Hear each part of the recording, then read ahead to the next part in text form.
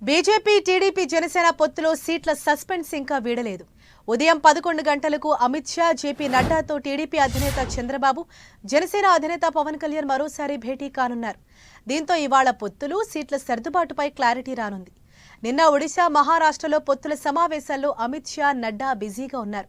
దీంతో ఏపీ పొత్తులపై చర్చించలేకపోయారు. ఇక ఇవాళ అమిత్ షాతో భేటీ అనంతరం చంద్రబాబు, పవన్ ఒకే విమానంలో విజయవాడకు బయలుదేరనున్నట్లు తెలుస్తోంది.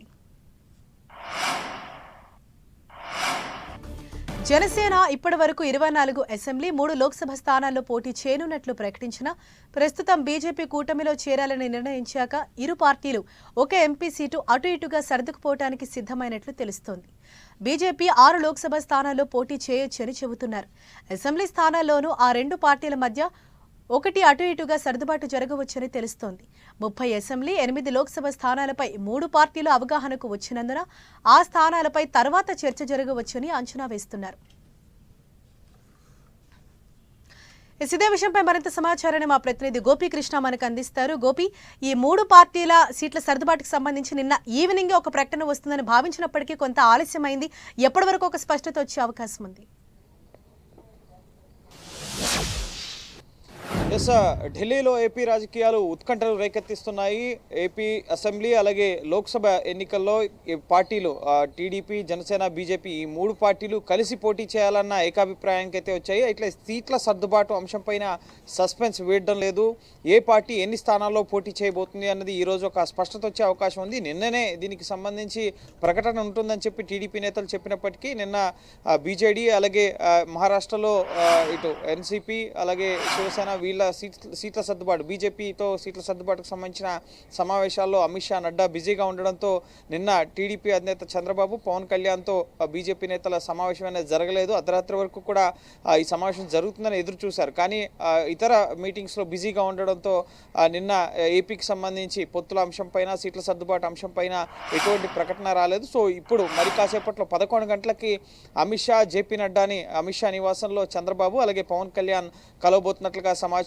ఈరోజు అమిత్ షా పట్నా పర్యటన, బీహార్ పర్యటన కూడా ఉంది. సో ఆ పర్యటనకు వెళ్లే మునిపే ఇటు అమిత్ షాని కలిసి ఈ సీట్ల సర్దుబాటు అంశం పైన ఒక ప్రకటన చేసే దిశగా ముఖ్యంగా తుది కసరత్తు జరిగే అవకాశం కనిపిస్తోంది. అయితే ప్రకటన ఈ రోజే ఉంటుందా లేక భవిష్యత్తులో ఎన్డీఏ సమావేశం ఏదైనా ఏర్పాటు చేసి, ఎందుకంటే ఎన్డీఏలోకి అనేక పార్టీలు చేరుతున్న పరిస్థితి.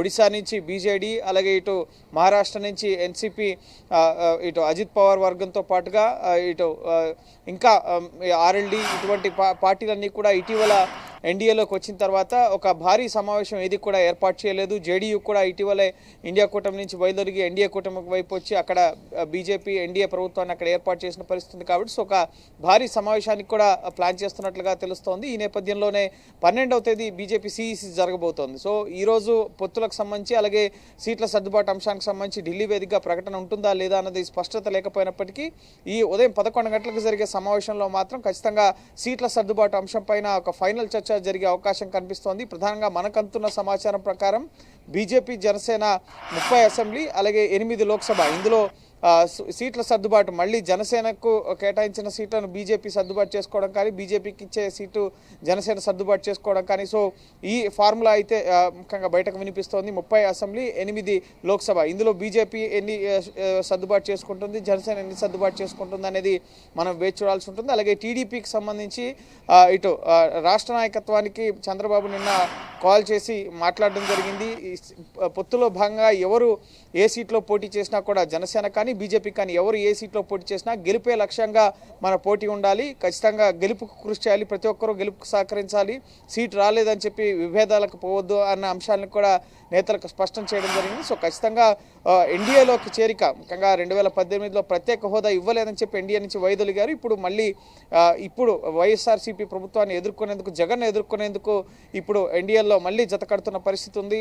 ఖచ్చితంగా ఇది రాష్ట్ర ప్రయోజనాల కోసమే, రాజకీయ స్వప్రయోజనాల కోసం కాదని చెప్పి కూడా టీడీపీ నేతలు చెప్తున్నారు. అయితే సీట్ల సర్దుబాటు విషయంలో ముఖ్యంగా టీడీపీ నుంచి ఎటువంటి అసంతృప్తులు వస్తాయి, ఎవరు త్యాగాలకు తొలగాల్సి వస్తుంది, విశాఖపట్నం సీట్ని ఇటు బీజేపీ అడుగుతున్న పరిస్థితి ఉంది, లోక్సభ స్థానం. కానీ అక్కడ బాలకృష్ణ అల్లుడు భరత్ అక్కడ ముఖ్యంగా ఆశావాహిగా ఉన్న పరిస్థితి ఉంది. కాబట్టి ఈ విధంగా చాలా స్థానాల్లో ముఖ్యంగా భేదాభిప్రాయాలనే ఉన్నాయి. సో వాటిపైనే చర్చలు జరిపేందుకే నిన్న అలాగే ఈరోజు వరుసగా సమావేశాల కోసం ఢిల్లీలోనే పవన్ కళ్యాణ్ అలాగే టీడీపీ నేత చంద్రబాబు ఎదురు చూస్తున్నారు. అనేక ఒత్తిళ్లు ఉన్నాయి. వాటన్నిటిని తొలగి నేను ముఖ్యంగా ఈ పొత్తు కోసం పనిచేస్తున్నానని చెప్పి గతంలో కూడా పవన్ కళ్యాణ్ మాట్లాడడం మనం చూసాం. సో ఖచ్చితంగా పొత్తులో భాగంగానే సీట్లను సర్దుబాటు చేసుకుంటూ ముందుకెళ్లాలన్న ఆలోచనలోనే మూడు పార్టీలు కూడా ఉన్నట్లుగా తెలుస్తోంది. సో బీజేపీ నాయకత్వంతో కూడా బీజేపీ జాతీయ నాయకత్వం చర్చిస్తుంది. పురంధేశ్వరితో ఎన్ని సీట్లు టీడీపీ అలాగే జనసేన బీజేపీ పొత్తుల భాగస్వామ్యంగా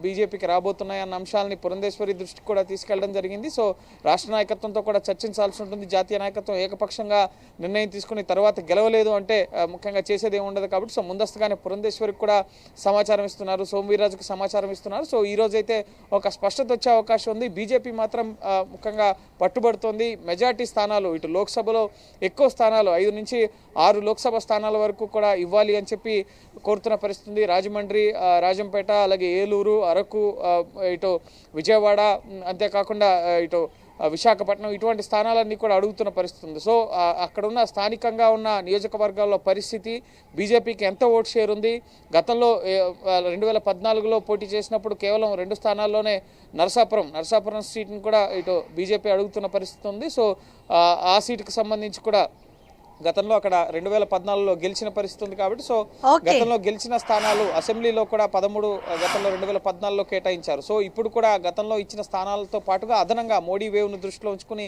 ఎక్కువ స్థానాలని బీజేపీ ఆశిస్తున్న పరిస్థితి ఉంది. సో పొత్తు వీగిపోకుండా ముఖ్యంగా సీట్లను సర్దుబాటు చేసుకుంటూ ఒక కొలిక్కి తీసుకొచ్చేందుకైతే మూడు పార్టీల ప్రయత్నాలు జరుగుతున్నాయి. అందులో భాగంగానే పవన్ కళ్యాణ్, చంద్రబాబు ఢిల్లీలోనే బీజేపీ అధిష్టాన పెద్దల అపాయింట్మెంట్ కోసం ఎదురు చూస్తున్నారు. సో ఈ రోజు అయితే అమిత్ షాతో జరిగే చర్చల్లో ఒక కొలిక్కి వచ్చే అవకాశం ఉంది. సీట్ల సర్దుబాటుకు సంబంధించి పొత్తు అయితే ఖరారైంది అని సూత్రప్రాయంగా చెప్తున్నారు నేతలు. కానీ సీట్ల సర్దుబాటు విషయంలోనే చర్చలు జరుగుతున్నాయి. సో ఈ రోజు చర్చలు ముగిసిన తర్వాత ఒక అధికారిక ప్రకటన ఢిల్లీ నుంచే ప్రకటిస్తారా, లేక ఇక్కడి నుంచి విజయవాడ వచ్చి కానీ చంద్రబాబు అలాగే జనసేన అధినేత పవన్ కళ్యాణ్, పురంధేశ్వరి సంయుక్తంగా ఏమైనా అనౌన్స్మెంట్ ఇస్తారనేది మాత్రం మనం వేచి చూడాలి. Right, thank you Gopi.